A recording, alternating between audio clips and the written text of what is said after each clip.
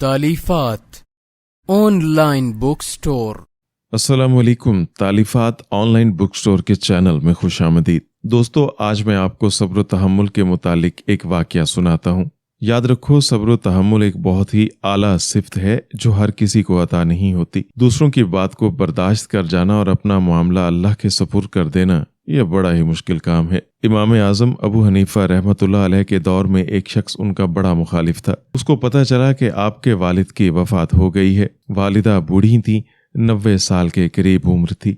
वो एक दिन आपके पास आया और कहने लगा कि शरीयत में हुक्म है कि तुम बेवाओं से निकाह करो। तुम्हारी वालिदा बेवा हो चुकी हैं। मैंने सुना है कि हसीना हैं और जमीला भी, यानी बहुत खूबसूरत हैं। मैं चाहता हूँ कि मेरे से निकाह करा दो। इमाम आजम रहमतुल्लाह अलैह उस शख्स की नीयत को समझ गए कि ये गुस्ताख मुझे परेशान कर रहा है। आपने इंतहाई सब्र तहम्मुल का मुजाहिरा करते हुए पूरे वक़ार के साथ जवाब दिया कि देखो, मेरी वालिदा आकिल बालिग है और एक ऐसी औरत को शरई तौर पर अपना फैसला खुद करने की इजाजत होती है, इसलिए मैं उनके पास जाकर तुम्हारी बात रख दूंगा। हजरत ने घर की जानिब बढ़ने के लिए अभी 2 ही कदम उठाए थे कि पीछे से वो शख्स पेट के दर्द में मुब्तला हो गया। इसी दर्द में चीखता चिल्लाता हुआ वो बंदा वहीं पर गिर गया और उसको मौत आ गई। इमाम आजम रहमतुल्लाह अलैह फरमाते थे कि अबू हनीफा के सब्र ने एक बंदे की जान ले ली। तो दोस्तों, सब्र का फल मिलकर रहता है।